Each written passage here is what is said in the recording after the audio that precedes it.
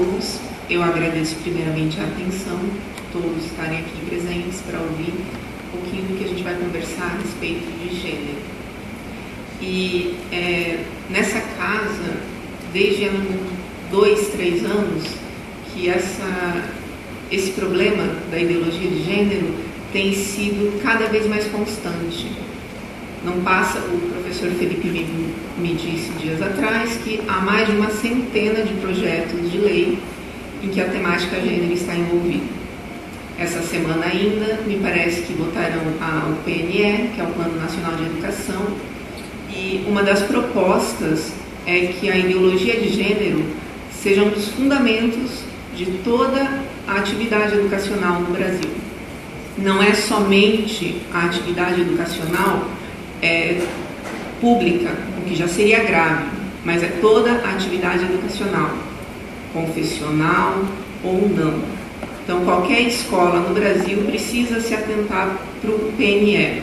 E caso o gênero entre, toda a escola do Brasil precisará necessariamente reproduzir essa ideologia. Mas exatamente o que vem a ser a ideologia de gênero? Tirando um pouco dos truques semânticos e dos enfeites linguísticos que eles tentam nos colocar, nos vender, a ideologia de gênero nada mais é do que um profundo dualismo a respeito da pessoa humana. E esse dualismo, ele se opera quando você separa completamente o seu corpo da sua vontade, do seu aspecto psicológico. Então, para os ideólogos de gênero, uma pessoa ela tem uma autonomia total para renegar a sua biologia. Eu tenho órgãos genitais femininos, mas se eu quiser me considerar um homem, eu preciso abrir mão dessa realidade anatômica e biológica e fazer o que a minha vontade quer. No fundo, essa negação, ela acaba com toda a dignidade da pessoa humana. Porque se eu não sou uma mulher, se eu não sou um homem, eu não sou nada. Eu sou uma pessoa amorfa, um ser amorfo, sem forma alguma. A gente se pergunta, quando para estudar, e quando você se depara, quando você liga os pontos e vê que a ideologia de gênero se fundamenta na negação da realidade humana, você se pergunta e se questiona de onde raios saiu essa ideia. Quando você para ver de onde saiu essa ideia, você começa a entender as nuances da ideologia. Não poderia ser diferente, a ideia de gênero saiu dos conturbados anos 60. Todos nós aqui, imagino que conhecemos um pouco, ao menos, a história e temos familiaridade com os movimentos de contestação a qualquer ordenamento, a qualquer regramento que nasceram na nossa sociedade ocidental a partir da década de 60. Esse é o caldo filosófico e cultural da ideologia de gênero. Um ambiente em que tudo era questionado e em que havia uma exaltação muito grande da sexualidade desregrada. Essa é a equação que nos deu a ideologia de gênero. Agora, se a gente for pegar e se aprofundar, cavar um pouquinho mais profundamente, quando temos o conceito de gênero, nós vamos ver que, no fundo, ela começou, a ideia de gênero, não o conceito, mas a ideia de gênero, ela tinha que ser nas obras de Marx e Engels, lá no longínquo século XIX. E foi importantíssimo para o feminismo a obra de Marx e Engels. Não sou eu quem estou afirmando isso daqui. Aliás, não sou somente eu. Eu tratei de permear esse trabalho com citações para que as pessoas, por não ter uma familiaridade com os estudos feministas, elas talvez não entendam, ou até de boa fé, questionem a autoridade do que eu vou falar, porque parece não bater, parece não encaixar com tudo que se conhece de feminismo, de luta pelo direito das mulheres, até então, até hoje, né? Até a palestra da doutora Renata, da doutora Isabela e da doutora Vilma. Mas eu vou citar aqui uma feminista americana e vocês ouçam o que ela fala a respeito da obra de Marx e Engels. Abre aspas. O grande valor da contribuição de Engels para a revolução sexual reside na sua análise do casamento patriarcal e da família. Na submissão do feminino ao masculino, Engels, assim também como Marx, compreenderam o protótipo histórico e conceitual de todos os subsequentes sistemas de poder, de todas as relações econômicas opressoras e o próprio fato da opressão em si mesmo. Ou seja, o que ela está falando aqui, o que a Kate Millett fala na década de 70, é que todos os sistemas de opressão do mundo têm o seu protótipo na família. E ela, segundo Marx, né? E Marx está correta, porque é isso mesmo que Marx pensa. Muitas pessoas, durante muito tempo, se focaram mais nos escritos de Marx relacionados aos aspectos políticos e aos aspectos econômicos. Mas se você for levar um estudo mais a cabo da vida e dos trabalhos de Marx numa ordem cronológica, você vai perceber que no final da vida dele, ele já tinha deixado para lá um pouco essa fixação pelos conceitos como mais-valia, alienação, expropriação, essas ideias que são mais recorrentes na esfera do discurso econômico. A grande preocupação de Marx, perto do leito da sua morte, era com a família. E por que essa preocupação? Porque Marx tinha percebido, e isso nos aponta nos rascunhos que temos das obras dele, ele tinha percebido que não eram as estruturas sociais, ou não era a obtenção de propriedade, não era a luta de classes que oprimia o povo. No fundo, Marx entendeu, seguindo o pensamento torto dele, que o grande problema para a nossa civilização estava na estrutura familiar. Eu vou citar aqui também, porque é difícil falar uma coisa assim, que eu imagino que muitos professores, naquele um semestre que as pessoas têm de sociologia nas faculdades de direito, ou naquele um semestre muito mal dado de filosofia, elas acabam não contemplando essas questões. Mas eu cito aqui um livro que Marx escreveu no finalzinho da vida dele. Na verdade, ele deixou os rascunhos, Engels pegou esses rascunhos, deu uma parada, emendou uns pontos e publicou. No livro A Origem da Família, da Propriedade Privada e do Estado, os autores afirmam que o casamento não seria nada além de uma primeira opressão, anterior mesmo à opressão causada pelos meios materiais. Então, não é o fato de eu ter ou não ter propriedade privada, não é o fato de eu ter ou não acesso aos meios de produção que faz de mim uma opressora ou uma oprimida. No fundo, no final da vida, Marx fala que é o fato da família existir, não é de eu ter uma família, é da família existir. Isso já é um problema um problema suficiente para que haja opressão no mundo. Tá? Vou abrir com outra citação também que eu acho muito significativa. Abre aspas. Hoje posso acrescentar: o primeiro antagonismo de classes que apareceu na história coincide com o desenvolvimento do antagonismo entre o homem e a mulher, na monogamia, e a primeira opressão de classes com a opressão do sexo feminino pelo sexo masculino.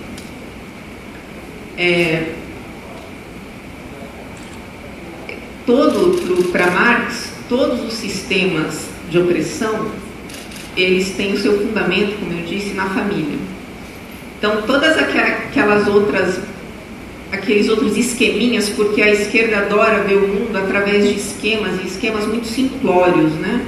Então, nós estamos muito acostumados com o esquema da burguesia contra o proletariado, do patrão contra o empregado, e já estão meio demodê. Hoje em dia, a Câmara aqui, eu imagino que é prova do que estou falando, a grande sacada marxista é uma opressão diferente, né? Continua sendo simplória, mas eles mudam os atores, então para eles hoje é o branco contra o negro, ou uma que é tão cara, a principal corrente de pedagogia do Brasil, né? O professor contra o aluno, não tem uma corrente aí pedagógica que fala justamente isso, o problema da educação se deve a isso, a autoridade que o professor tem. No fundo, para Marx, esses sistemas, esses esquemas de opressão, eles não passam senão de desdobramentos de uma opressão primeira, que é a opressão que existe dentro de um casamento monogâmico do homem contra a mulher.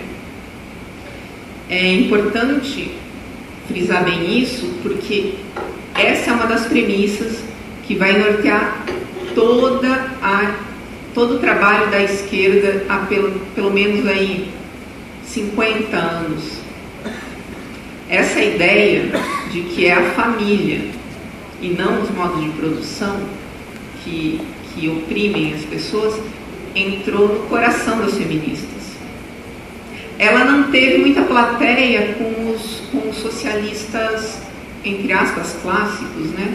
Pensar os leninistas, os maoístas, eles parecem até meio brucutus perto do refinamento do pensamento que Marx chegou no final da vida. Para eles, a revolução se daria através da classe operária e seria feita no tecido social e econômico.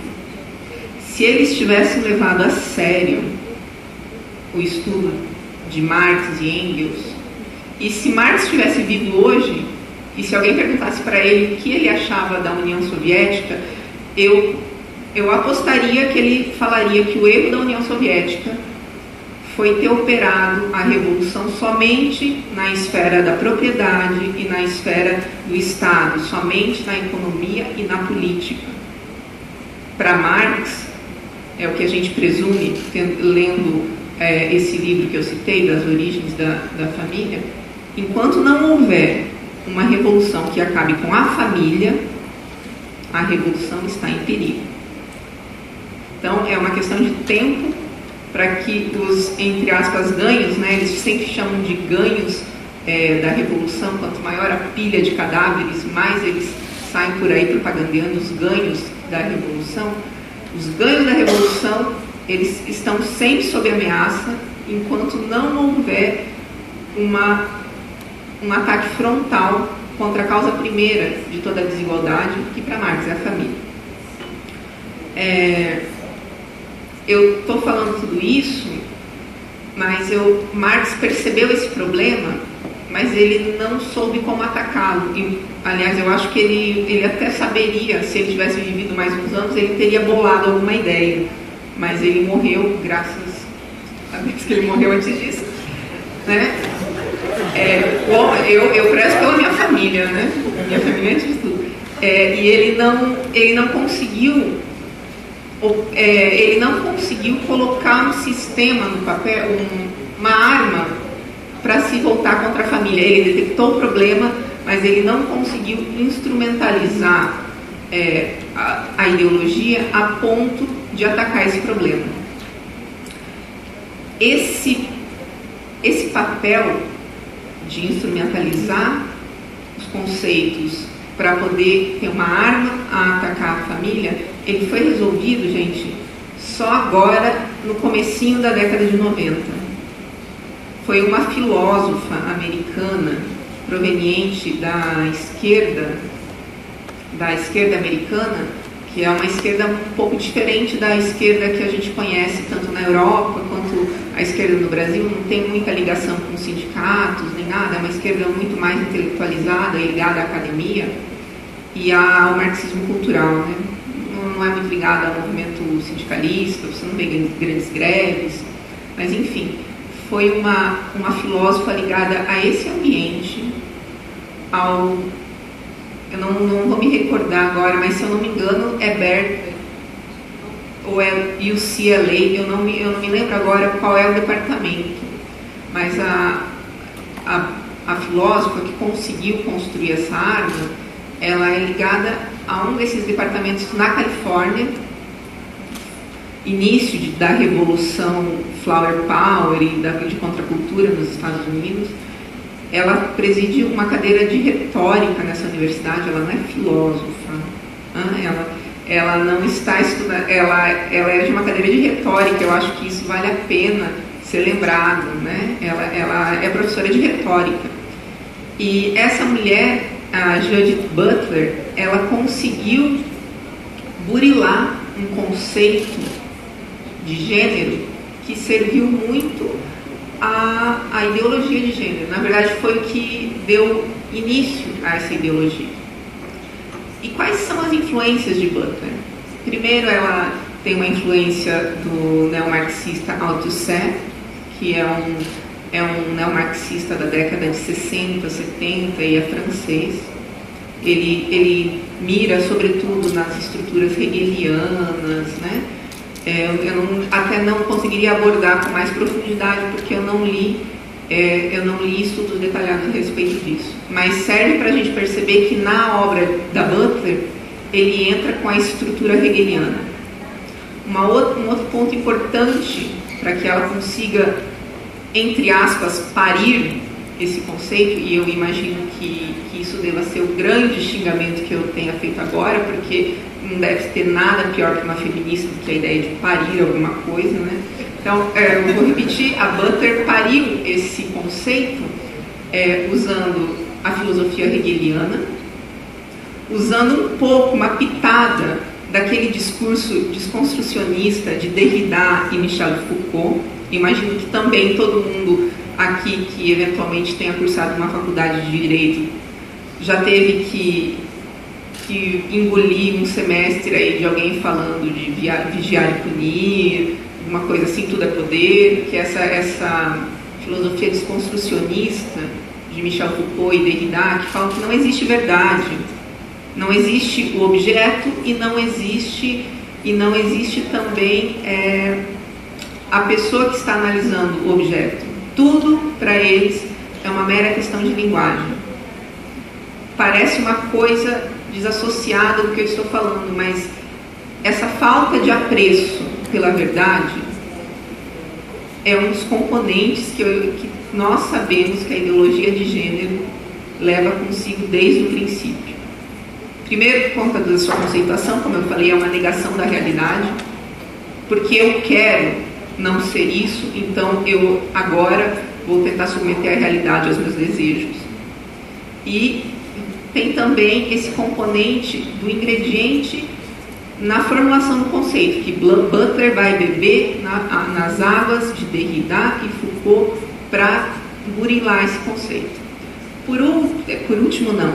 Em terceiro lugar, ela está dando uma resposta a uma questão que eu vou falar um pouquinho mais adiante, que é um desejo do feminismo radical do final da década de 60. Então, esse conceito nasceu de tudo isso, e aí sim, por último, do uso do termo científico, gênero, pela primeira vez. Então, ela pegou esses 4 componentes: estrutura hegeliana, discurso desconstrucionista, uso científico da palavra gênero e, por último, a questão de quase que um pedido das feministas, um senso de urgência das feministas do final da década de 60. Esses são os 4 componentes que, quando cruzados, dão a Judith Butler as ferramentas e as condições para desenhar e para elevar à esfera filosófica esse conceito, essa ideologia de gênero. Só um momentinho. Bom, Eu vou fazer um pequeno à parte agora e falar sobre esse terceiro ponto que eu citei agora atrás, que é a ideia de gênero usada dentro da esfera científica. Quem fez, como fez e onde fez é o que eu vou tentar responder para vocês. Quem fez foi um psiquiatra americano chamado John Money. John Money, desde a década de 50, ele levou a cabo alguns estudos e levantou algumas hipóteses, e entre elas, foi em 54 ou 55, eu não lembro, que ele publicou o primeiro estudo, em que ele falava que existia um gênero deslocado da realidade anatômica da pessoa que trabalhava nas suas preferências sexuais. Ele tentou colocar nesse artigo, ele tentou mostrar que era a cultura e os hábitos aos quais nós estávamos expostos que construíam a nossa identidade sexual.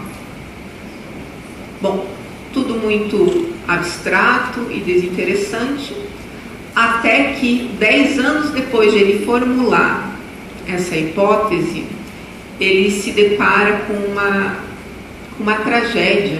Eu não tenho outro nome para chamar, mas ele se depara com um caso que vai possibilitá-lo colocar em prática essas teorias dele. E que caso foi esse? É o caso da família Reimer. Eu não sei se alguém aqui já ouviu falar. É uma família de canadenses, o pai Ron, a mãe Janet e 2 meninos gêmeos, Brian e Bruce. Brian, que é um dos filhinhos dele, ele sofreu um problema, ele sofreu uma mutilação enquanto se submetia a uma cirurgia no seu aparelho genital. E por conta disso, ele teve perda do aparelho genital. Os pais desesperados, eu não gosto nem de pensar nessa possibilidade, não gosto nem de me colocar no lugar desses pais. Os pais desesperados acabam entrando em contato com o Money, não sei muito bem como que foi ou como deixou de ser, como que aconteceram esses contatos, mas sei que eles se conheceram. E Money, Dr. Money, então, propõe para eles o que seria um estudo empírico da validade ou não da teoria dele. Ele propõe que esses pais criem esse menino que foi mutilado como se ele fosse uma menina. Os pais, no desespero, aceitam e deixam que o menino agora passe a se chamar Brenda. Então, trocaram o nome da criança, reconstruíram o aparelho genital feminino externo nesse garoto, e num determinado período da vida dele, a partir de um determinado período da vida dele, passaram a dar doses regulares de hormônio, de estrógeno, a fim de que houvesse crescimento dos seios, a fim de que fatores ligados à adolescência em meninos, o crescimento da barba, a alteração da voz, a fim de que essas questões, essas características não se desenvolvessem nesse menino. E, bom, assim foi feito. Fizeram um pacto entre o médico e os pais para, obviamente, não contar para o menino, e passaram a criá-lo como se ele fosse uma menina. Tudo que a ideologia de gênero fala hoje para a gente, que é um papel que constrói a feminilidade, brincar de boneca, usar roupinha cor-de-rosa, brincar com panelinha, que nas escolas da Suécia, por exemplo, eles mandam trocar. As meninas não podem ser deixadas soltas brincando, porque elas vão lá perpetuar perpetuar os preconceitos de gênero, porque ela pega uma boneca ao invés de pegar um martelo e começar a tentar derrubar a casa inteira, como é próprio dos meninos. Então, todas essas pretensas receitinhas de criar mulher, que a ideologia de gênero tenta nos fazer crer que funcionam, elas foram tentadas no Brian, então Bruce, né? Então Brenda. E, bom, assim o foi. O Money saiu espalhando diversos estudos a respeito do caso, mostrando o sucesso da experiência que ele tinha desenvolvido. Deu inúmeras entrevistas e chegou até mesmo a prescrever tratamento similar para casos como o de Brian. Então, crianças que tinham sido mutiladas também, ou crianças hermafroditas, se submeteram ao mesmo tratamento que esse menino. Só que de uma hora para outra, os artigos, as entrevistas, o bafafá na mídia, porque todo ideólogo ele gosta muito da mídia, né? Cessou. Tudo isso acabou, ninguém ouviu, ninguém sabe onde está.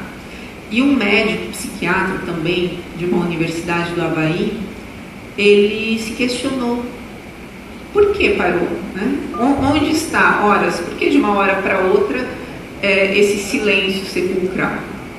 E esse médico, Dr. Diamond, ele não só se questionou, como ele tentou ir ver o que tinha acontecido de fato.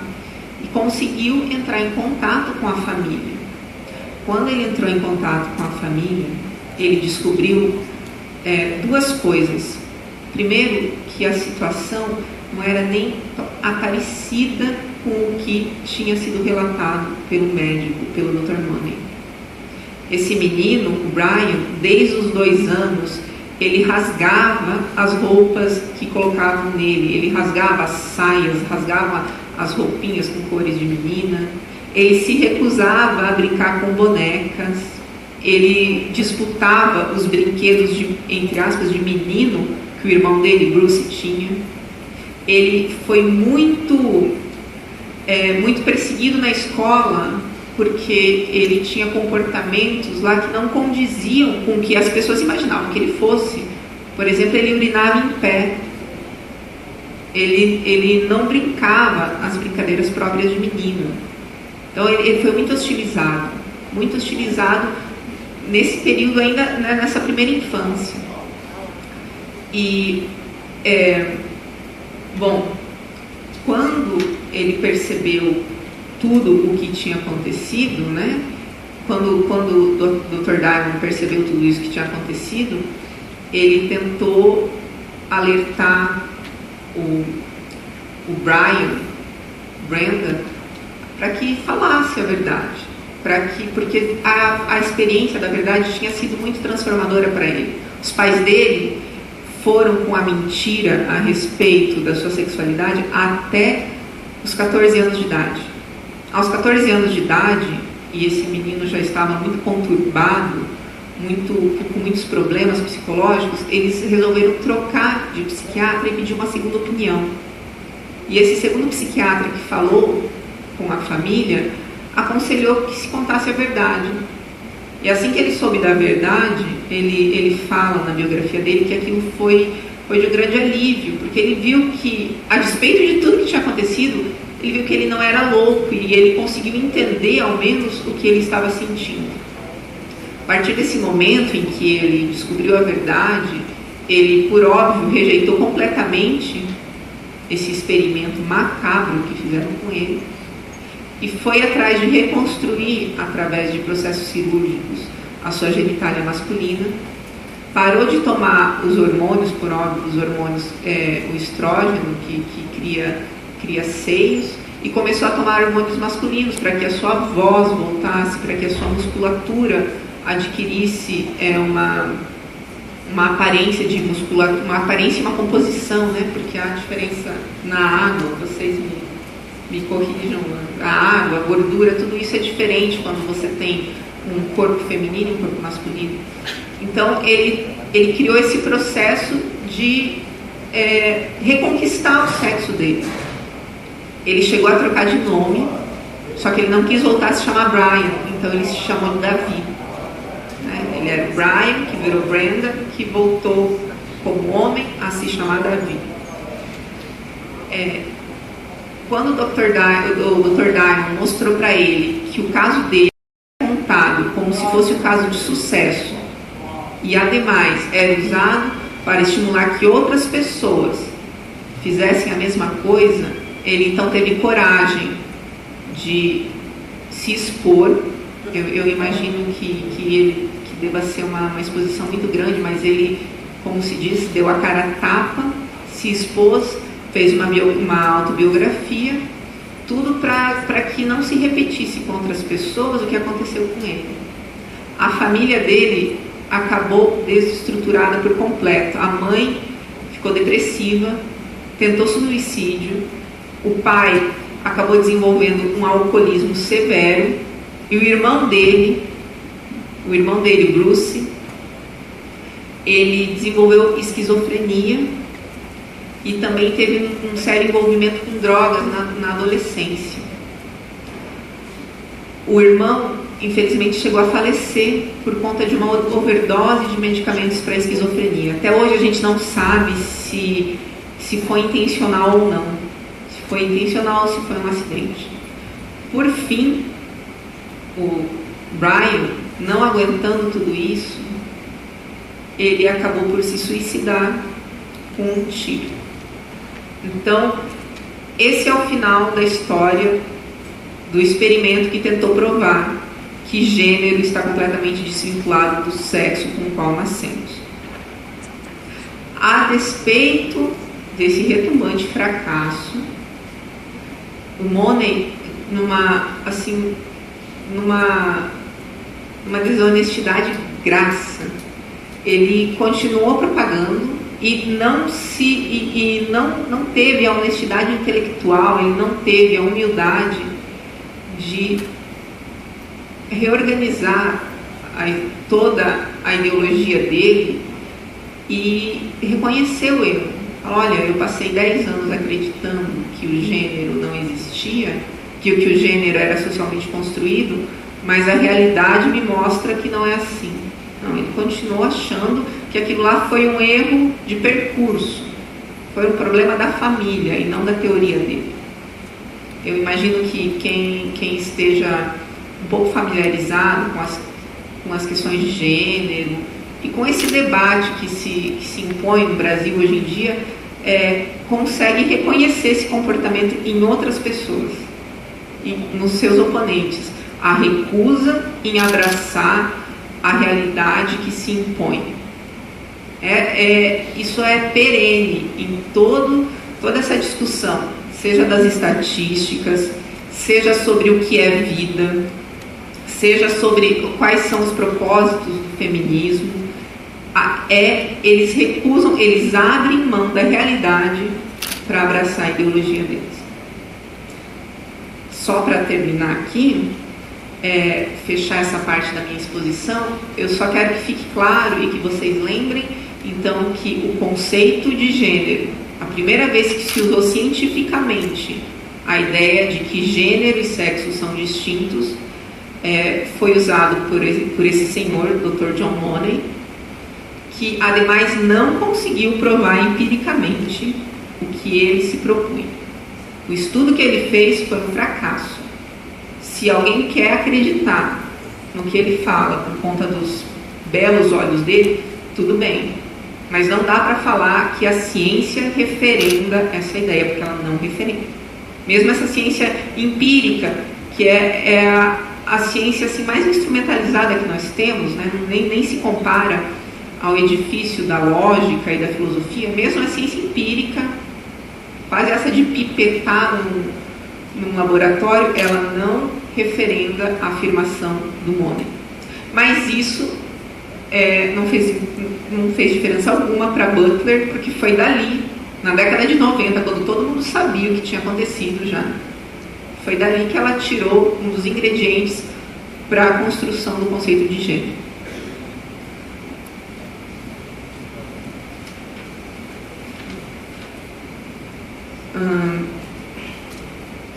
Eu vou voltar aqui ao último ponto que eu citei como ingrediente para o conceito de gênero, para a construção do conceito de gênero, que foi o papel que as feministas do final da década de 60 desempenharam nessa questão.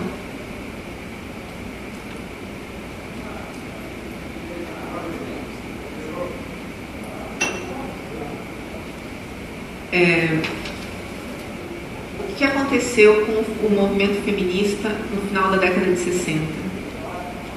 Ele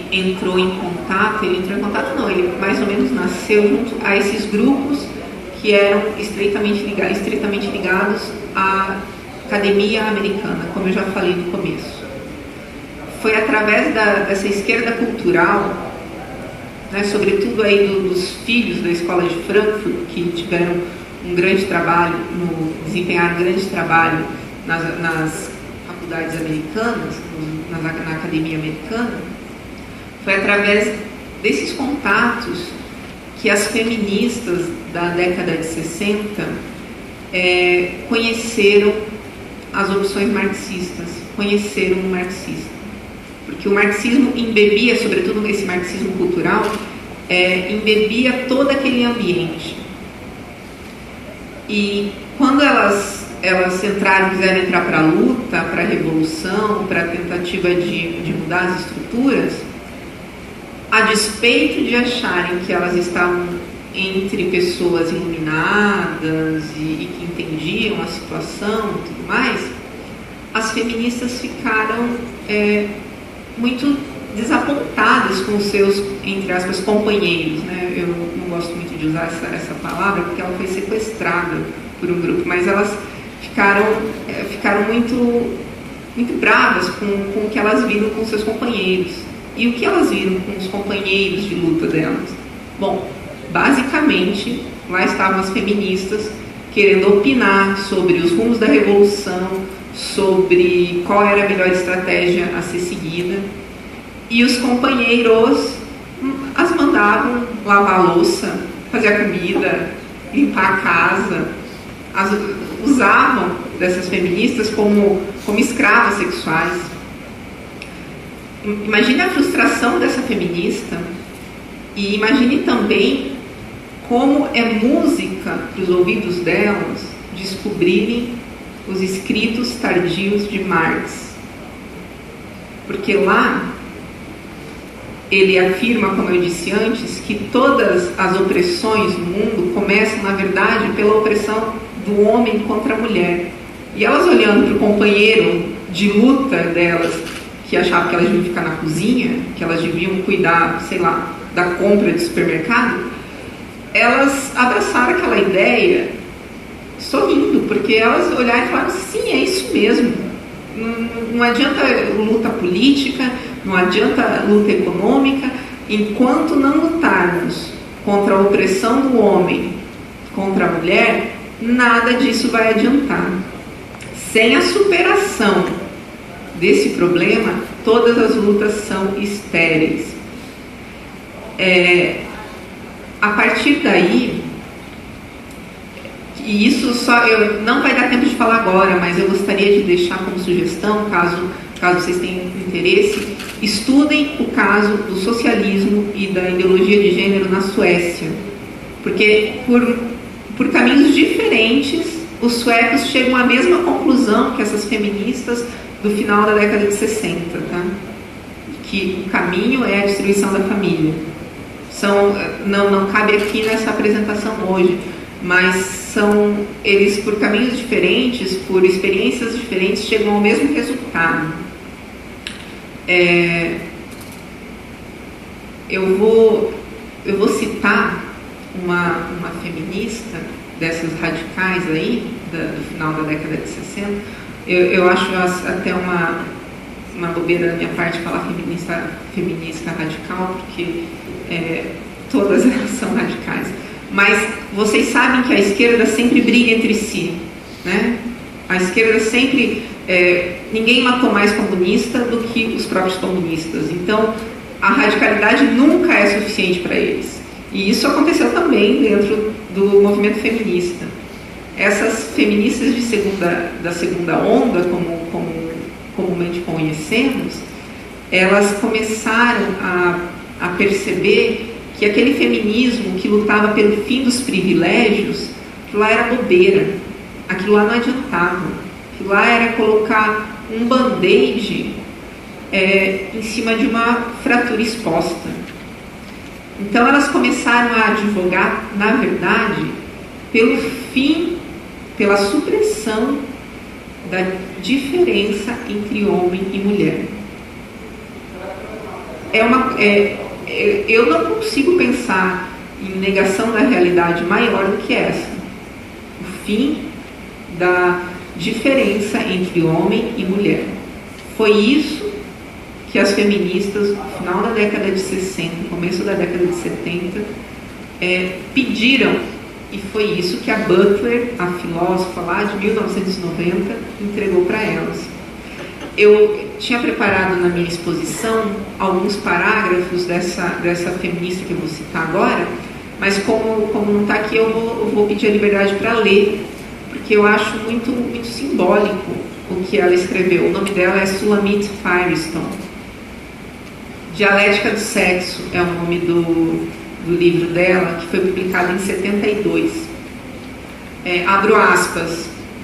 E como o objetivo final da Revolução Socialista não era a eliminação do privilégio da classe econômica, mas da distinção da classe em si, do mesmo modo, o objetivo final da Revolução Feminista deve ser, ao contrário do primeiro movimento feminista, não só a remoção do privilégio masculino, mas da própria distinção de sexo. A distinção de sexos entre os seres humanos já não deve importar culturalmente. Esse livro, por um amor à verdade, devia estar nas prateleiras de ficção. Porque não existe possibilidade alguma de você acabar com as diferenças entre homem e mulher. Isso é impossível. Mas desde quando o impossível barra a ideia de um utópico, né? Ela continua de uma maneira ainda mais deslocada. Vou continuar citando a Firestone, abre aspas. Diferenças reprodutivas naturais entre os sexos levaram diretamente para a primeira divisão do trabalho em função de sexo, o que está na origem de todas as outras divisões nas classes econômicas e culturais. Para ela, ora, qual é a divisão reprodutiva natural? É o fato de que uma mulher fica grávida e um homem não. É contra isso que a ideologia de gênero se coloca. É contra a realidade de que uma mulher pode engravidar e que um homem não pode engravidar.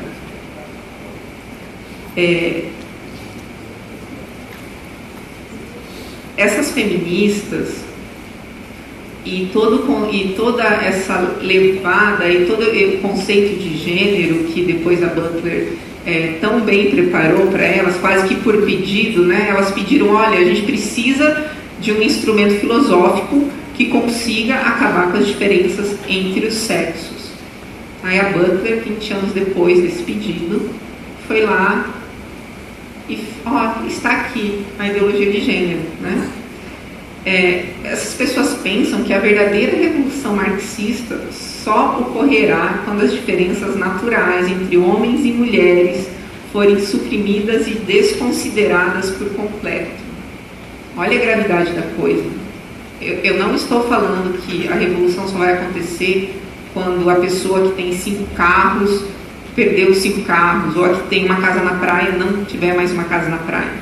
Não, enquanto não se suprimir a diferença entre homem e mulher, a revolução não está segura. No fundo é isso que eles pensam.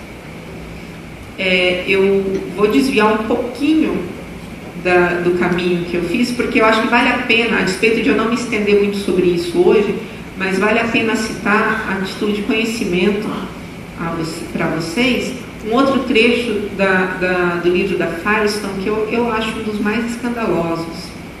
Vou citar e vocês me digam depois se não é. Abre aspas. Devemos incluir a opressão das crianças em qualquer programa feminista revolucionário. Nossa etapa final deve ser a eliminação das próprias condições da feminilidade e da infância. O tabu do incesto, hoje é necessário somente para preservar a família.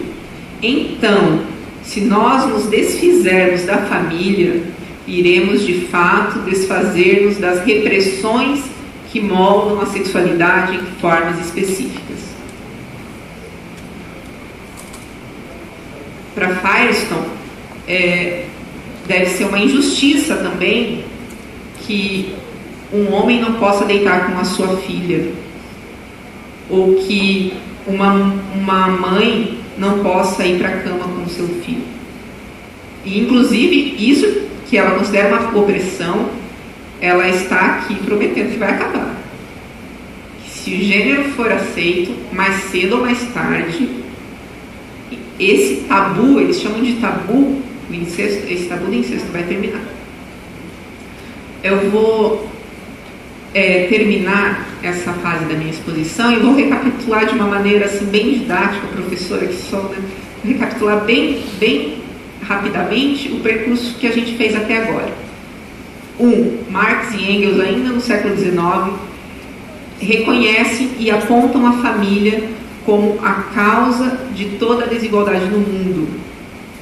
2, as feministas do final da década de 60, buscando radicalizar ainda mais o feminismo, elas, entre aspas, requentam essa ideia de que somente se libertando das diferenças entre homens e mulheres que haverá a verdadeira revolução marxista.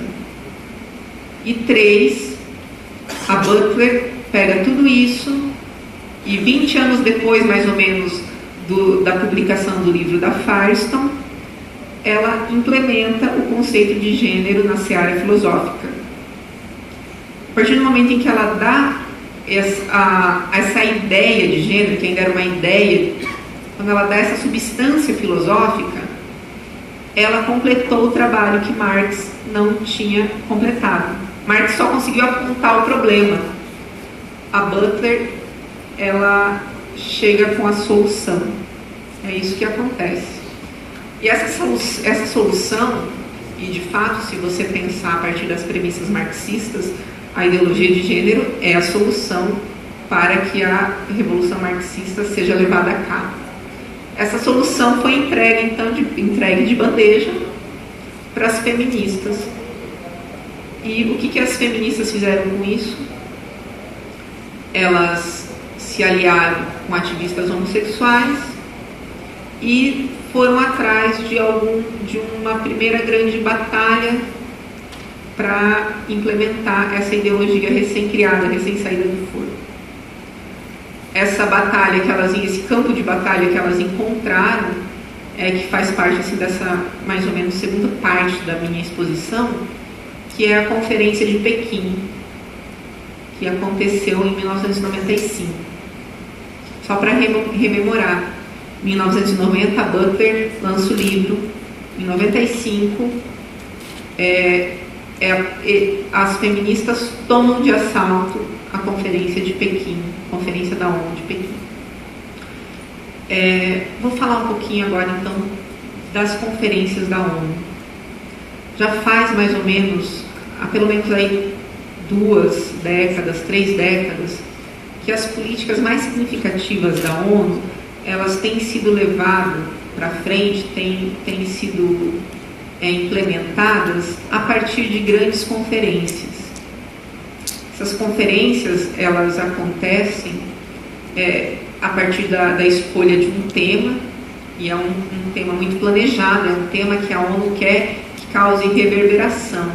Então você escolhe aquele tema para que as pessoas falem nele, para que os parlamentos nacionais os discutam, para que a imprensa cubra. O tema quem aqui não lembra, por exemplo, da Rio 92, né, Eco 92, todo o auê, todo o bafafá que foi levado, que foi feito por conta dessa conferência. A conferência da população, como a do Cairo, conferência da mulher, como essa de Pequim. Enfim, essas conferências são criadas também por esse efeito simbólico. Além disso, quando se faz uma conferência, a ONU, para que para não respingar, para não arranhar a sua imagem de lugar consensual, lugar onde todas as vozes são ouvidas, onde tudo se resolve através do diálogo. A ONU faz sempre uma declaração final nessas conferências, né? Essa declaração final, além do peso simbólico que tem, olha, a declaração da ONU de 48, a declaração da ONU de 73, né? A gente às vezes vê aí nos diplomas jurídicos, geralmente quando o deputado vai fazer a relatoria de um projeto, ou vai até mesmo propor um projeto, sempre faz referências, geralmente há referências aos diplomas que foram publicados pela ONU, que emanam da ONU. Então, há esse grande apelo simbólico dessas conferências. Além disso, no plano prático, o documento final que sai de uma conferência, ele vai nortear as políticas da ONU para aquela determinada questão. Tanto as políticas da ONU, como as políticas dos países e dos convênios que são feitos com a ONU, as agências da ONU. Vou citar aqui algumas: a Unesco, a Unicef, a OMS, a Organização Mundial da Saúde, que usa muito dessas declarações para avançar políticas nos países em que tem convênio. Eu não saberia falar agora, mas eu sei que o Brasil tem muitos convênios nessa área, principalmente com a Unesco, a Unicef e a OMS. Como eu disse, para que esse documento para que essa declaração final ela tenha esse valor simbólico, a ONU evita que esses documentos sejam levados à votação. Primeiro porque a votação parece que, entre aspas, legitima a ideia de que você pode estar certo ou errado a respeito daquilo, né? Por isso você está permitindo uma votação. Segundo, que ficaria muito fácil de se pressionar as lideranças das nações mais pobres a votar ou não votar determinada coisa, determinado ponto. Então, há todo um jogo diplomático, há toda uma operação diplomática para que esse documento final das conferências ele seja aceito por todos de uma maneira consensual. Quando alguns pontos desse documento eles geram conflitos, quando eles são controversos, a prática da ONU, a prática adotada pela ONU é deixar de lado aquele ponto para uma discussão posterior. Então, por exemplo, eu começo com 15 parágrafos de uma declaração. Se a doutora Renata não concorda com o parágrafo 7º, se a doutora Isabela não concorda com o parágrafo 9º, nós vamos dar um jeito de concordar com todos os outros parágrafos, tirar o 7º e o 9º para uma discussão posterior, para tentar convencê-las, ou de repente para ouvir e mudar de ideia, alguma coisa assim, sempre na base do consenso. Às vezes é um parágrafo inteiro que é retirado, às vezes é uma frase, às vezes é uma palavra que é retirada. Enfim, e é um esforço diplomático, há uma grande preocupação para com o consenso.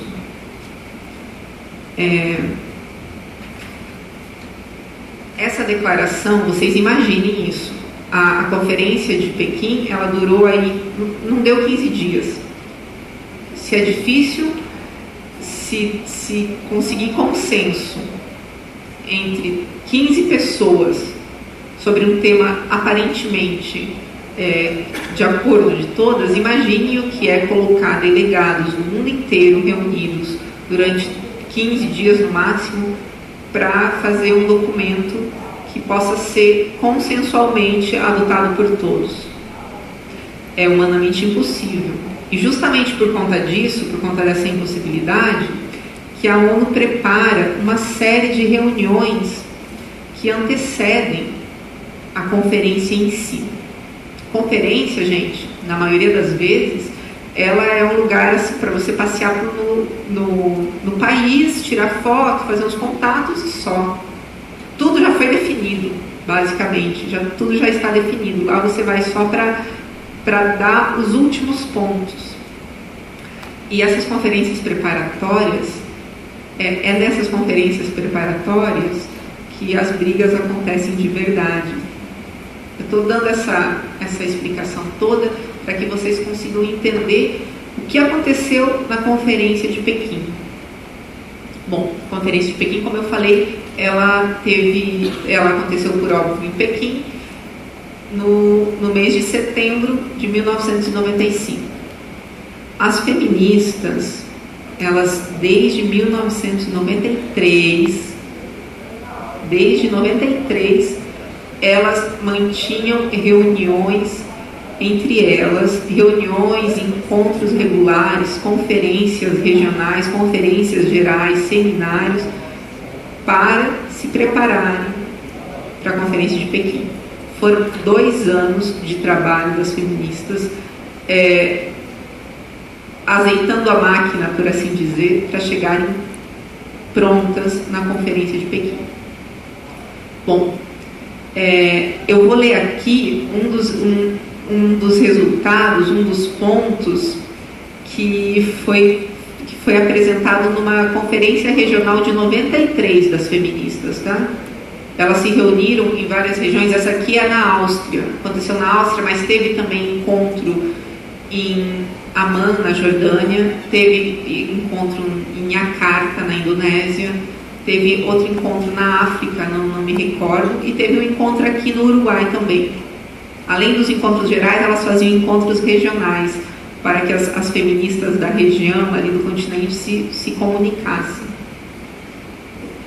Eu vou ler o que foi dito nesse encontro regional, um trecho do documento final do encontro regional das feministas na Áustria. Abre aspas. Um novo acordo de gênero envolve uma política ativa e visível de introdução da perspectiva de gênero em todos os campos políticos, econômicos e de política social relevantes, no nível local, regional e central. Butler entregou em 1990 o conceito pronto de ideologia de gênero. 3 anos depois, elas já estavam preparadas e produzindo documentos que norteariam suas atividades, demandando que um novo acordo de gênero peça a introdução da perspectiva de gênero em todos os campos políticos, econômicos e da política social. Isso em 93, gente. Faltando 2 anos para a Conferência de Pequim.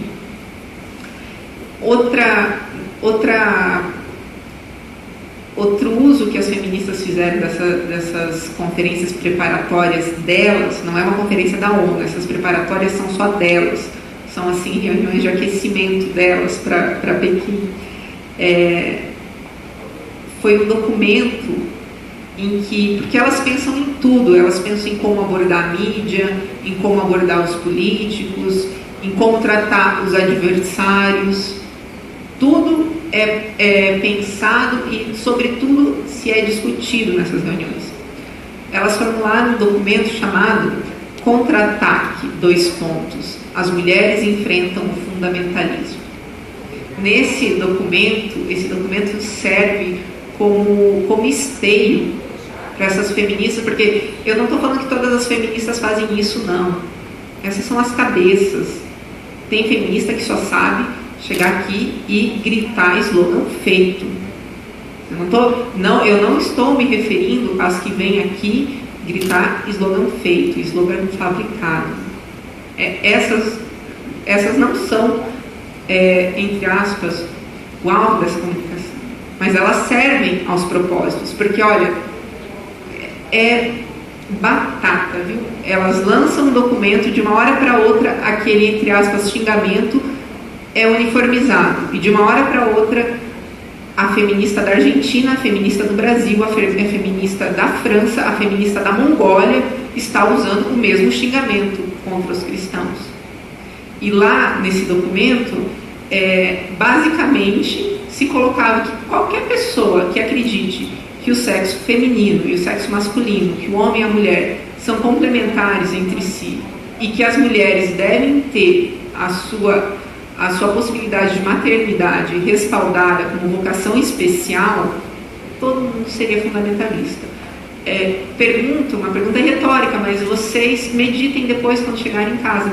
Não é quem aqui não foi acusado de ser fundamentalista por defender a vida do feto, por defender a ideia de que a realidade nos mostra que existem diferenças entre homens e mulheres. 10 minutos. Enfim, nessa conferência, elas prepararam, nessa pré-conferência, elas prepararam mais uma arma, que é a rotulação pejorativa do adversário. Para quem está preparado e para quem conhece o funcionamento, realmente não causa muito efeito. Mas para uma pessoa que está firme em nas suas, como eu poderia dizer, na sua visão de mundo, essa pessoa está firme no que acredita, mas não tem a malícia e não tem assim um preparo para bater de frente, você ser xingado de fundamentalista, porque elas usam como se fosse um xingamento, já te tira da briga, já faz você ficar acanhado, porque você é educado, e elas usam a sua educação, elas sabem que você é educado, e elas esperam que você terá um comportamento diferente do delas, elas sabem que você não agredirá. Então, elas deitam e rolam em cima disso. E isso não é espontâneo, isso daí é calculado, tá?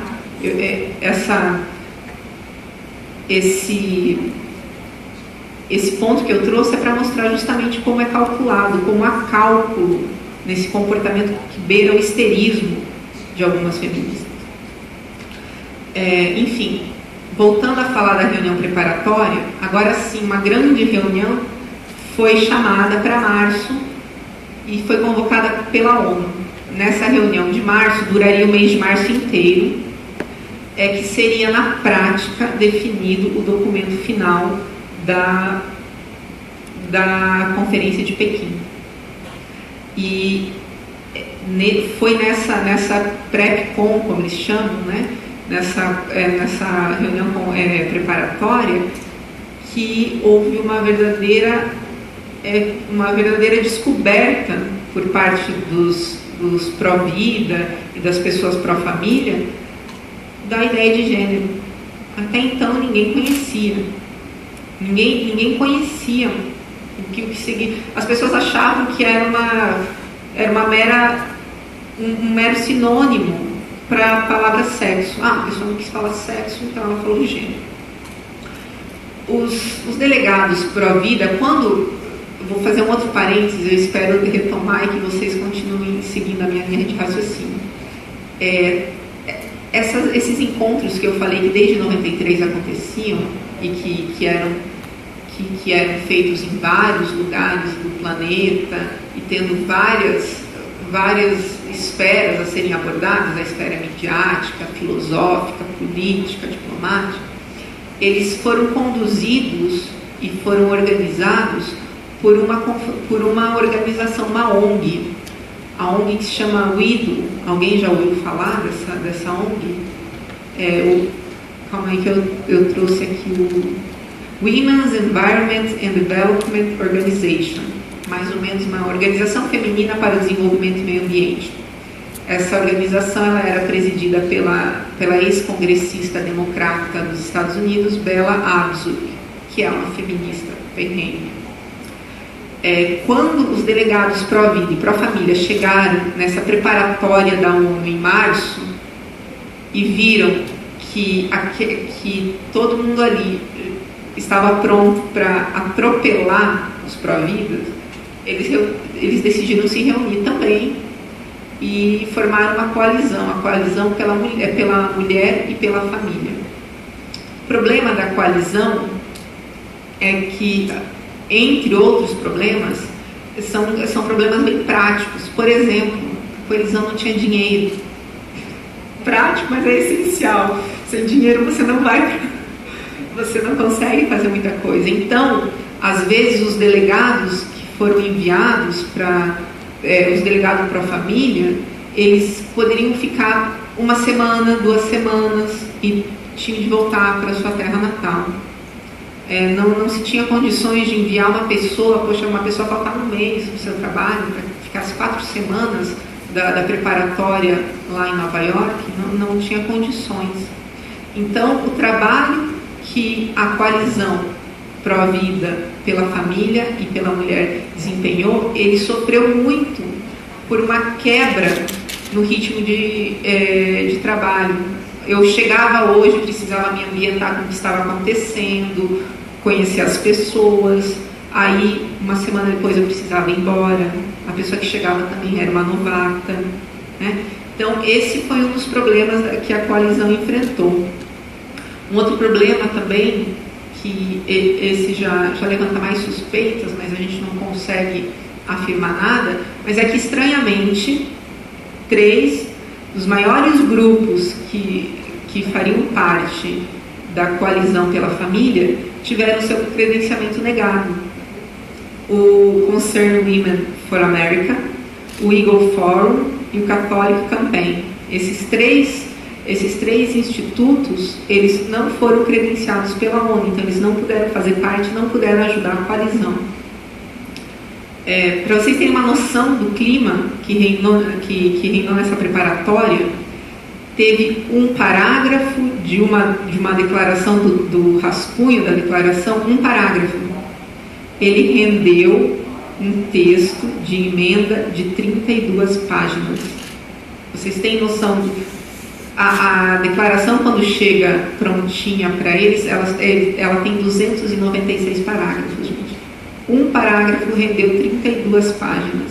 Imagine o que é 32 páginas, quebrando a cabeça para tentar entender e tentar numa linguagem diplomática e de defesa, né? Porque você tenta fechar todos os flancos, olha, talvez ataquem daqui, então precisamos falar que é desde a concepção, como o Dr. Paulo Fernando acabou de mencionar. Esse foi o clima que reinou durante a preparatória de março. E a coalizão pró-família, por e lembre-se, enquanto isso, a coalizão lá, sem gente que pudesse ficar as 4 semanas. Enquanto isso, as feministas, fartamente financiadas, com 2 anos de preparação, desde 93, se encontrando para se preparar e tomar de assalto essa conferência. A coalizão pela família, ela procurava, nesse documento base, coisas assim elementos com os quais ela estava familiarizada. Então ela sabia que a expressão direitos reprodutivos significava aborto. Então, era uma coisa fácil de achar no texto. Eles também conseguiram identificar facilmente questões que se colocavam contra, por exemplo, a autoridade dos pais, que é um outro flanco da guerra, né? Um outro campo de batalha. Eles sempre estão indo contra. Eles falam da autonomia das crianças, mas na verdade o que eles querem é dilapidar o pátrio poder, né? Então, a coalizão pela família estava acostumada com isso e sabia identificar um problema relacionado a isso quando o via. Mas a questão de gênero passou batida, porque quase ninguém estava preparado para entender o que significava gênero. Apesar disso, as pessoas começaram uma ou outra pessoa começou a se perguntar, mas por que tantas vezes a palavra gênero aparecendo nos documentos? E isso foi suficiente para que a coalizão decidisse formular um questionamento formal para que a preparatória estabelecesse qual é o conceito de gênero. O que é gênero? A resposta que eles obtiveram foi a seguinte: refere-se à relação entre homens e mulheres com bases em papéis socialmente definidos que são atribuídos a um sexo ou outro. Quando um delegado de Malta, da delegação de Malta, ele é advogado, quando ele leu isso, piscou a luz amarela. Ele falou assim: olha, as leis, elas não devem ser feitas a papéis atribuídos socialmente. As leis são feitas para homens ou para mulheres. E nas conversas em que a colisão teve, vários delegados, sentindo que alguma coisa não estava certa com essa palavra, começaram a chavear a palavra gênero. Chavear é colocar entre parênteses, ou seja, falar: olha, isso aqui não. Isso aqui a gente vai discutir depois. Isso aqui vai discutir depois. Quando a presidente da UIDO ficou sabendo que estavam chaveando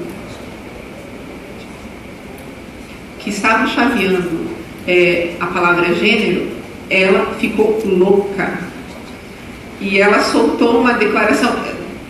Se ficou louca, sou eu presumindo, mas eu vou ler a declaração e vocês me digam se não parece que ela estava muito brava com a situação. Declarou Bella Abzug, abre aspas: ninguém vai nos obrigar a voltar ao conceito de que biologia é destino, que procura definir, limitar e reduzir as mulheres a características sexuais. Ora, agora os delegados acabavam de descobrir que, porque eles chamavam uma mulher de mulher e um homem de homem, eles estavam reduzindo a mulher, né, limitando e reduzindo as mulheres. Bom, Bella Abzug continuou afirmando que não arredaria o pé em relação ao uso da palavra gênero e que, ademais, a palavra gênero já tinha sido usada no Cairo, que é a conferência que teve um ano antes sobre população, né? Foi em 94 a conferência do Cairo. Os delegados que tinham participado, ali todo mundo se conhece, os delegados que tinham participado do Cairo falaram: olha, eu não lembro de discussão sobre gênero, foi ontem, né? Eu não lembro de ter discutido nada a respeito disso. Diante das negativas por parte das feministas e por parte da ONU mesmo, da Comissão Preparatória da ONU, para que houvesse um esclarecimento sobre o uso da palavra gênero, a delegada do governo de Honduras, a Marta Casco, fez uma petição formal para que se pusesse a expressão gênero entre parênteses. A presidente da sessão, a qual ela peticionou, numa ação sem precedentes, rechaçou a petição. Lembrem-se, eu falei do esforço diplomático da ONU para que tudo pareça um consenso. A preocupação que eles têm para que não vá nem para votação e tudo mais. Ela não pensou duas vezes. Pense nisso a partir do ponto de vista diplomático. Você rechaçar a petição é muito grave, né? Rechaçou a petição. Ora, a Marta, então, peticionou outra vez e falou: olha, eu tenho o direito de colocar esse termo entre parênteses. Sim, tenho direito e vou fazer. Quando essa presidente da sessão percebeu que as coisas sairiam do controle e que essa controvérsia ia gerar uma situação escandalosa até para a ONU, eles prometeram então um grupo de estudos para tratar só da questão de gênero. Um grupo entre 15 de maio e 15 de junho. Essa reunião era em março, então olha, daqui 2 meses a gente senta para falar sobre gênero.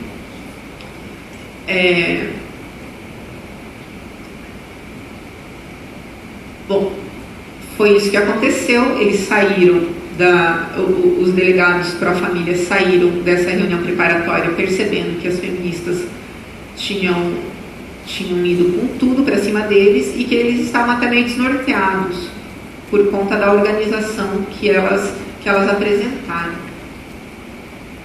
Uma senhora, uma espanhola, o nome dela é Ana Garico, ela teve a brilhante ideia de fazer uma coordenação de associações, porque não haveria tempo.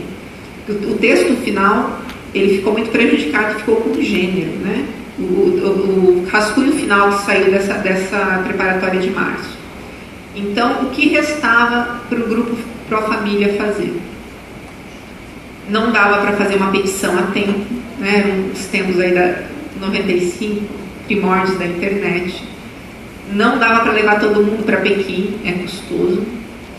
Essa mulher, essa espanhola, teve a ideia de fazer uma associação de associações, uma coordenação de associações, através das quais o presidente da Associação X declararia o apoio da associação à plataforma Pró-Vida e Pró-Família.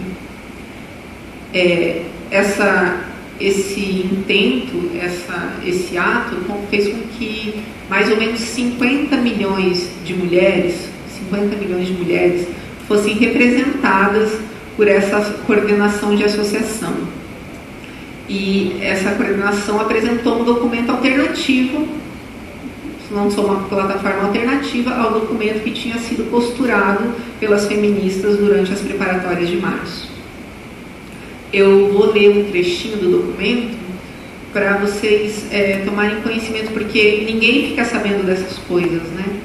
Parece que todas as mulheres do mundo estão sendo representadas pelas feministas, mas aqui, de uma maneira muito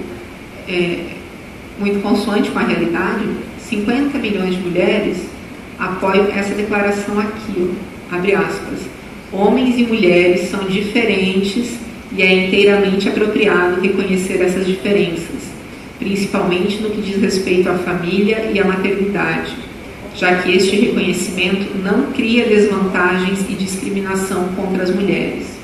Negar as diferenças violaria a liberdade da mulher para expressar e satisfazer suas vocações únicas na família e na sociedade. Essa foi a plataforma alternativa, foi uma maneira que a coalizão Pró-Vida e Pró-Família encontrou para se fazer ouvir e para mostrar que o documento da ONU não representava todas as mulheres do mundo. No Chile também houve uma grande reação às preparatórias de março. O Senado chileno emitiu um documento, eles votaram e emitiram um documento em que eles também se posicionavam contra a adoção da ideologia de gênero. Eu vou ler também porque eu acho bem significativo. Abre aspas: porque muitos dos defensores do uso da palavra gênero, sem grande especificidade, sustentam que homem e mulher se referem apenas às condições social e cultural e não a condições biológicas que definem a formação do caráter da mulher e do homem, e que, segundo esta concepção, as diferenças entre os sexos não têm origem natural, considerando as consequências que isto desencadeia para todas as pessoas, para a família e para a sociedade, repelimos os circunlóquios pretensiosos e problemáticos, por crermos que é um uso de termos ambíguos e conceitos legais que emanam deles. Eles mataram a jogada, eles entenderam justamente o que estava acontecendo e por que a ideologia de gênero tinha sido colocada em voga. Bom, vou resumir aqui. A quarta conferência de Pequim teve início. Nos primeiros dias já a delegação da Coalizão pela Mulher percebeu que gênero era uma batalha perdida, porque toda aquela tradição diplomática de apreço pelo consenso tinha ido embora. As feministas, unidas com as delegadas dos países de primeiro mundo, empurraram a agenda de gênero goela abaixo e todo mundo teve que aceitar, e ponto final. Vários grupos que foram feitos para discutir o que estava chaveado, para vocês terem uma noção, eram marcados ali no calor do momento. Era uma reunião na sala 18 do terceiro andar. Lá chegavam as delegadas Pró-Família para saber que a reunião tinha sido mudada para a sala 12 do nono andar e que as coisas tinham se resolvido sem a presença delas. Outro ponto importante: a coalizão Pró-Família e Pró-Vida, ela é uma coalizão formada predominantemente por países de terceiro mundo, por países africanos, muçulmanos, a África francófona, países muçulmanos e da América Latina.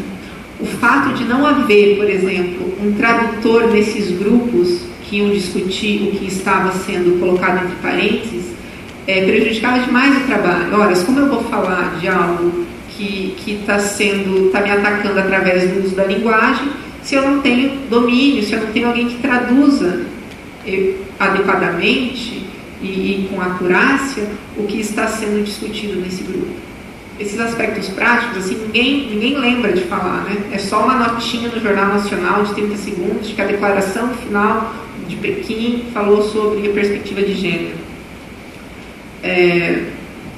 Outro problema também que teve é que esses delegados de nações pobres, eles viam a ideologia, nem todos entenderam muito bem o que era ideologia de gênero, e eles viam a ideologia de gênero como uma grande bobeira, sabe? Isso daí é um disparate, isso daí é uma perda de tempo que os europeus e os americanos podem se dar ao luxo, e nós não temos nada a ver com isso. Mas também não vamos comprar briga, porque talvez daqui dessa conferência, no documento final, sei lá, vai que a gente encaixa alguma coisa para conseguir uma verba, para conseguir uma ajuda às nossas mulheres, mais do que legítimo que essas nações pobres, que os diplomatas dessas nações pobres peçam e se comportem de maneira a otimizar ao máximo as chances de ganhar alguma coisa, de levar ajuda para o seu povo. Só que o clima ficou muito pesado, porque lá pelo meio da conferência as pessoas perceberam que não haveria ajuda nenhuma. Até um delegado africano chegou a falar isso daqui: se não há dinheiro, por que estamos aqui? E a Coalizão pela Família pegou o gancho dessa frase, desse questionamento, e lançou um documento que foi entregue a vários delegados da conferência. Ele fala, eu tinha colocado também no PowerPoint, mas eu vou ler para vocês porque é muito significativo. Se não há dinheiro, por que estamos aqui? As nações em desenvolvimento haviam sido levadas a acreditar que se elas suportassem todos os disparates procedentes da União Europeia, teriam dinheiro para o desenvolvimento. Agora, eles dizem que não há dinheiro. E o que é pior, a União Europeia espera que os países em desenvolvimento utilizem os seus recursos escassos para financiar a promoção de sua agenda cultural em seus próprios países. É a mesma velha história. Os escassos recursos serão para pagar, entre aspas, especialistas de países desenvolvidos que dirão ao povo dos países desenvolvidos como viver suas vidas. É exatamente o que acontece aqui, né? Então, esse trecho serve para mostrar qual era o clima que estava lá nos bastidores da conferência. Ao menos uma boa notícia a Coalizão pela Família teve. No ano de 94, as duas casas do parlamento americano, elas viraram conservadoras, porque o Partido Republicano ganhou nas duas casas, a presidência passou para o Partido Republicano. Tendo essas casas, eles conseguiram aprovar um documento que proibia os delegados americanos de se colocarem contra a família. Então, a agenda de gênero, que até então tinha sido levada a cabo pelos delegados do governo americano, imagine Bill Clinton e Hillary Clinton na presidência, a Hillary é uma feminista conhecida, né? Eles tiveram que atar suas mãos, porque eles não poderiam mais fazer. Quem fez? A União Europeia. Quando os Estados Unidos não puderam mais, a União Europeia tomou a frente na defesa da ideologia de gênero na Conferência de Pequim. Ao fim da conferência, sabendo que não conseguiriam tirar o gênero, e sabendo também que nenhum delegado, nenhum diplomata ousaria votar contra aquela declaração, o máximo que a Coalizão pela Família pediu é que fossem feitas reservas. Já que você vai aceitar, se faça reservas. Se fazer reserva é falar assim, olha, nós aceitamos essa decisão, mas em pontos X, Y e Z ela fere a nossa soberania e ela fere os nossos diplomas jurídicos. E foi o que foi feito. Nenhum documento da ONU, das conferências, teve tanta reserva quanto a declaração final dessa conferência de Pequim. Bom, em resumo, era o que eu queria passar para vocês. Eu queria que vocês percebessem que a ideologia de gênero ela é um mero instrumento para um anseio que é dos marxistas ainda do século XIX, que Judith Butler conseguiu embrulhar tudo muito bem, entregar essa ideologia na década de 90. As feministas fizeram uso dela em termos políticos já na conferência de 95.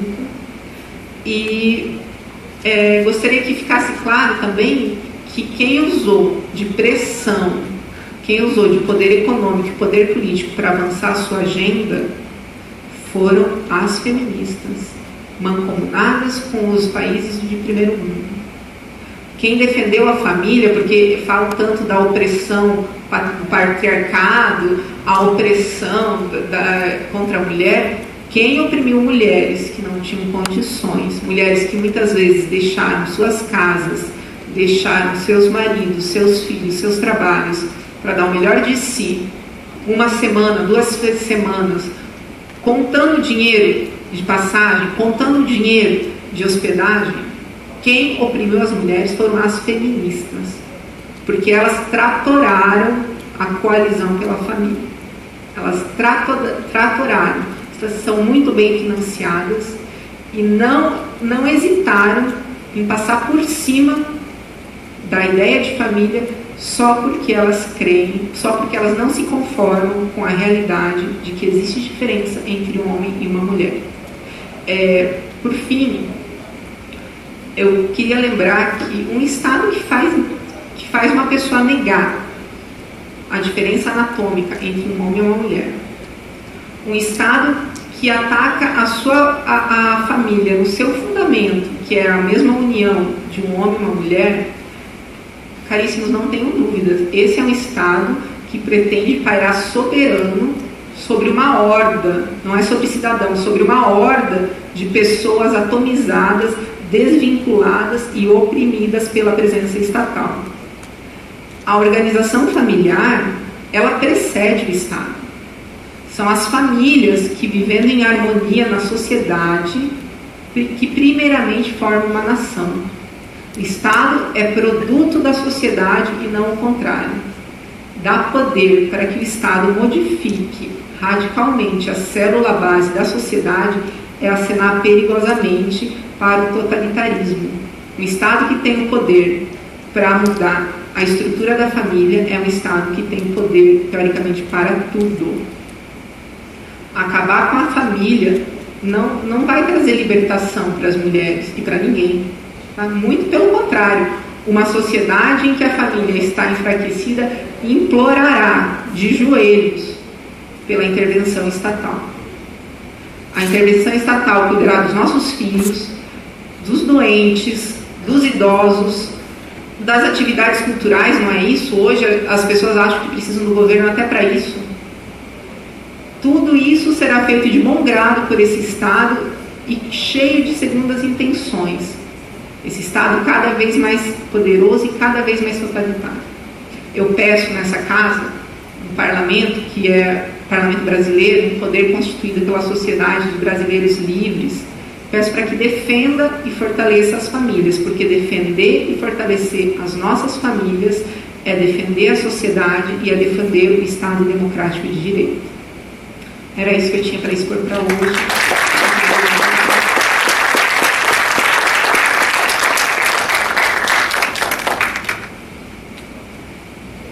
Que difícil ter palavras no final deste seminário. Primeiro, por tudo que ouvimos aqui, do domínio e da apresentação de todos os dados aqui oferecidos por cada uma das palestrantes. Dificilmente seria, não sei os senhores, mas penso eu, possível, ao ouvir toda essa explanação, e negar a realidade, né? tanto quanto nós ouvimos em tantos canais, né, que compram certas ideias. Eu realmente assim me sinto extasiado, né? Conheço cada uma das que estão aqui presentes e ficaria por muitas horas ouvindo, né? Permito a todas uma deferência à própria professora Fernanda, que tratou de um tema diferente das demais, né? E interessantemente conta uma história de uma forma tão precisa e que te prende, e você entra nessa história para poder entender os fatores, né, as raízes, o que estão movendo. Então vejam que como necessitamos estudar e conhecer, né, toda essa engrenagem.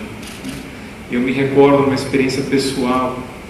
Eu não fui educado para as artes, e numa viagem ao exterior fui num museu porque queria ir a esse museu e ouvi falar muito dele, e um senhor de idade, de bastante idade, se ofereceu guia, em que haviam outros guias do museu por um valor muito inferior, né? Ele cobrava 45 euros, que no museu os guias ali oficiais cobravam 5 euros. Mas eu não sei o que havia nele, que eu falei na hora, vale a pena. E ele me conduziu. E pela primeira vez ao ouvir os quadros, eu não vi muitos quadros, ele foi seguindo uma linha. E foi me explicando quem foi Velázquez, qual era a técnica por trás, para quem que dirigia aquele quadro. E ele, ao conversar apenas comigo, porque estávamos eu e ele, ao final eu falei, puxa vida, mas que coisa você poder olhar e admirar de fato aquilo que ali estava expresso. Senão eu passaria e via aqui, nossa, quadro bonito, né? Nossa, olha esse aqui bonitinho e tal. Eu iria ver assim, né? Mas com todo aquele conhecimento que ele me deu, eu pude me maravilhar, né? Então, o que eu quero dizer com isso, me lembrei dessa experiência, que de fato, ao ouvir tudo que aqui foi exposto, ficamos perplexos com tanta maquinaria, tanta coisa contra a família, né? Por um lado. Por outro lado, que capacidade e que desafio gostaria de fazer as feministas, né? Seriam incapazes, qualquer uma, né, de num debate superar qualquer uma das palestrantes, né? Porque de verdade elas contam com a mentira, né? Então a mentira é complexa, né? E o fato que a verdade, a simplicidade da própria verdade, a exposição, ela te abre os olhos para muitas coisas.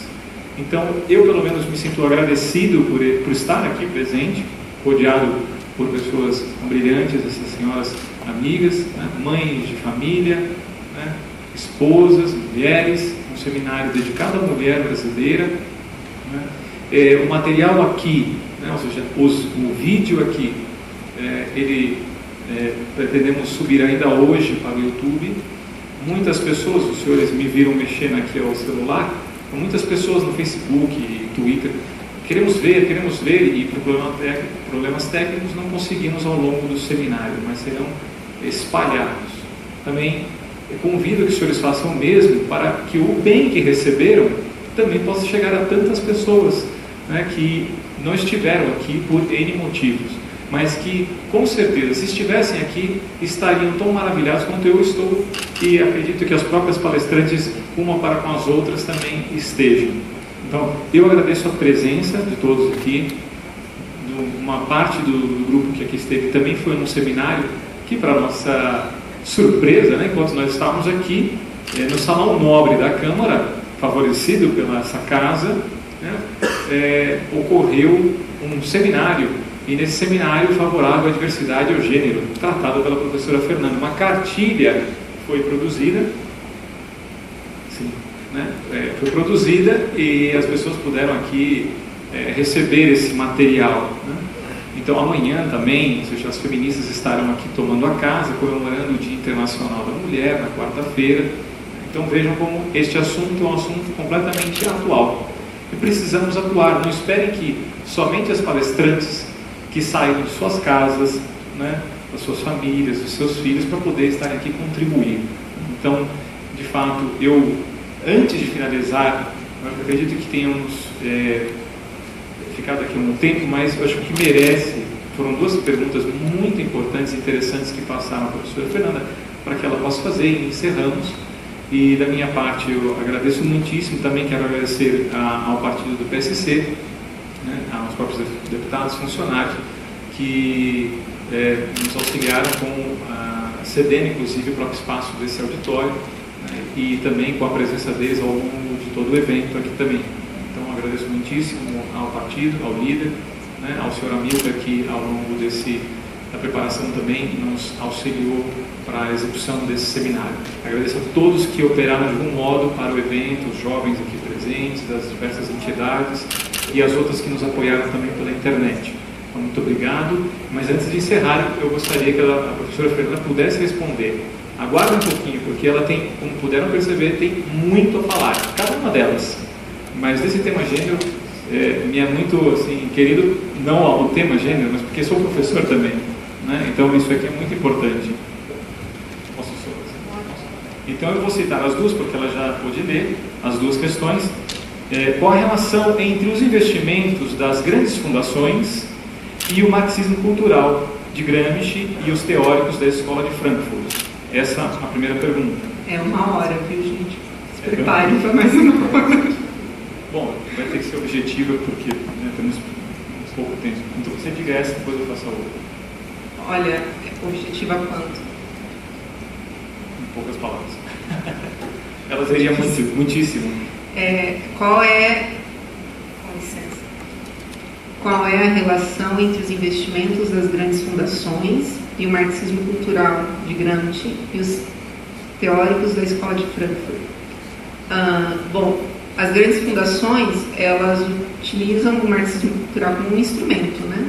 Poderia ser, eu acho que qualquer outra filosofia com F minúsculo, desde que servisse aos seus interesses. Fato é que os interesses das grandes fundações se casam com todo o aparato intelectual do marxismo cultural, tanto de Gramsci quanto da Escola de Frankfurt, né? A Escola de Frankfurt, para quem não sabe, é um grupo de intelectuais que se reuniram ainda na década de 20 na Alemanha e que se propuseram a repensar o marxismo. O marxismo vinha de uma grande divisão, né? Os marxistas que queriam ainda a luta e a obtenção do Estado comunista, do Estado revolucionário através da luta. Os socialistas que perceberam, principalmente através de Bernstein, perceberam que a luta, de repente, não ia ser tão fácil assim, que o melhor era ir reformando por dentro, através das estruturas da própria democracia burguesa, que é o que eles chamam, né? Através do discurso, do processo eleitoral. Então, a Escola de Frankfurt, ela se propõe a pensar o marxismo enquanto uma nova chave de leitura da própria cultura. Então, eles veem a cultura acima do sindicalismo ou de grupos armados ou qualquer coisa do gênero como a verdadeira ferramenta para a obtenção do poder. E da reforma não, né? Eu diria da dilapidação da sociedade, da destruição da sociedade, porque eles não querem reformar, eles querem destruir, construir algo novo que nem eles sabem direito o que vai ser. Eu vejo a Escola de Frankfurt e o marxismo cultural então se ligam por conta disso, porque seus objetivos são todos eles miram no campo cultural, ao invés dessa coisa mais rasteira de violência ou mesmo de processos puramente políticos. E por que o investimento das grandes fundações? Bom, porque esse marxismo cultural, por enquanto, ele é um bom instrumento para essas fundações. Por exemplo, os estudos feministas, há departamentos praticamente em todas as academias, as universidades americanas, há um departamento sobre estudos femininos. E esses departamentos viraram, na verdade, mero reprodutores de de filosofia marxista para feminista. Então, como eu poderia dizer,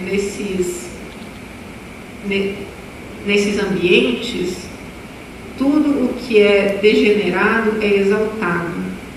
Esse é um dos pontos do marxismo cultural. Não a revolução através do trabalhador ordeiro ou, sei lá, do camponês, não, através daqueles que são considerados os degenerados pela sociedade. Então, é através das prostitutas, dos ladrões, né? Boa parte do direito alternativo que a gente tem hoje aqui, ele não é claro, mas ele bebe nessas fontes para falar que o ladrão, na verdade, faz o que faz porque a sociedade é culpada, etc. Então, me parece que o marxismo cultural recebe dinheiro hoje. Não existe o marxismo cultural, né? Mas as pessoas que pensam dentro de uma estrutura gramsciana, ou Adorno, Benjamin, Horkheimer, essas pessoas recebem dinheiro porque o fruto da implementação do seu pensamento interessa às fundações, que é a destruição da sociedade, da civilização, né? Muito mais que a sociedade. E parece que tem funcionado, infelizmente. A segunda pergunta é: os que militam contra a ideologia de gênero são mal interpretados. Como explicar que a luta contra a discriminação para com os homossexuais é diferente da luta contra a ideologia de gênero? Pois muitas pessoas não sabem o que está por trás da palavra gênero. Primeiro esclarecendo as que não sabem, né? Que seria ótimo. A verdade, ela sempre é um raio de luz numa sala mofada, então ela sempre faz bem. Esclarecer. E segundo, não aceitar o sistema, o aparato proposto na discussão pelos que te acusam, né? Você não pode chegar...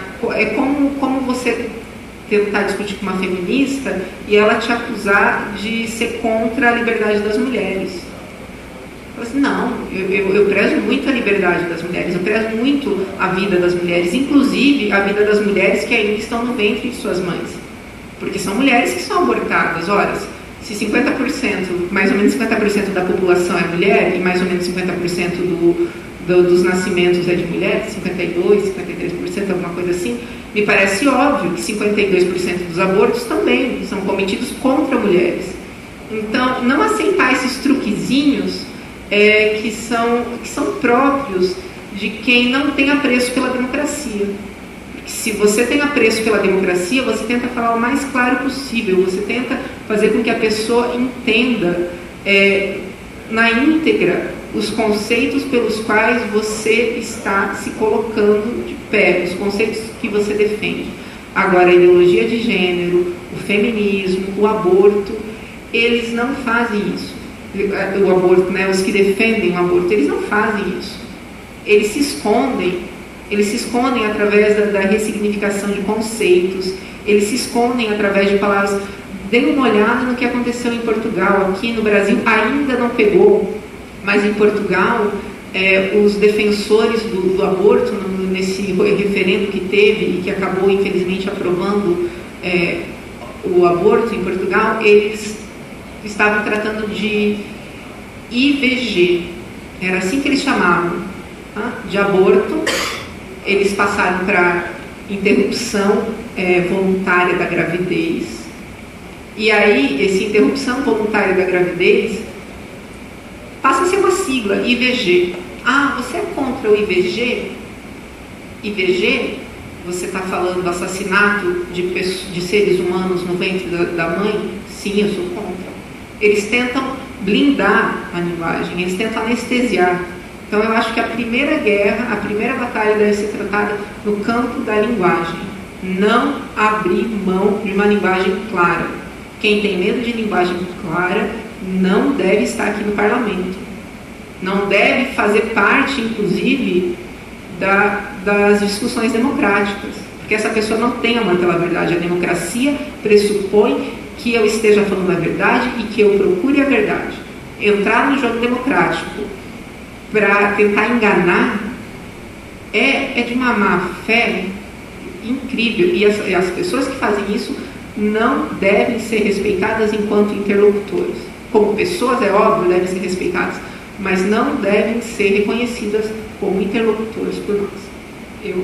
É assim que eu lido com a questão. Eu não sei se alguém gostaria de colocar alguma coisa. Só também frisando que os homossexuais também estão sendo massa de manobra para a promoção da ideologia de gênero. Quer dizer, para a promoção, de fato, no final, da destruição do conceito de família. Só que a gente vê que a coisa é paulatina. Você, para acabar com a família, você diz que tudo é família. Então, homem com homem, mulher com mulher, daqui a pouco homem com criança, daqui a pouco homem com bicho, né? Já existe, inclusive, nos Estados Unidos, um movimento de zoófilos e também de pedófilos. Inclusive, está para ser retirado, já foi retirado da lista de desordens psiquiátricas a pedofilia. Do CID-10 já foi. Não se aceita mais a pedofilia. É o mesmo caminho que o homossexualismo percorreu, a pedofilia está percorrendo. Então, daqui a 20 dias, daqui a 20 anos, ou 20 dias, porque o processo pode ser mais rápido, inclusive eles já aprenderam como funciona. Se você se colocar contra um homem, se deitar com uma menina, criança, você é o fundamentalista. Não duvidemos. O inferno não é o limite, ou é o limite. E então, assim, inclusive os homossexuais, ao tudo ser chamado de família, é apenas um passo intermediário para que depois que tudo for família, e de fato o conceito de família ter sido diluído, destruído, revirado, você finalmente diga, bom, na verdade não existe família. E os homossexuais apenas serviram como um trampolim, do mesmo jeito que eles são importantes agora, e são financiados, e são custeados, e são promovidos, e são sacralizados e colocados acima dos cidadãos comuns. Quando fizerem o trabalho, vão ser cuspidos para o lado. E não vai ter mais defesa nem de família homossexual. Então, eu até chamaria a atenção dos homossexuais que acordassem para essa realidade, deixassem de ser degrau para a destruição da família. Me lembro aqui muito bem do Clodovil, que foi chamado a defender a questão do casamento gay. Ele falou, não defendo coisa nenhuma. Ele era homossexual. Não defendo coisa nenhuma. Eu sou o que sou graças ao meu pai e à minha mãe. Eu achei aquilo muito emblemático. Então agora passo para o Felipe encerrar.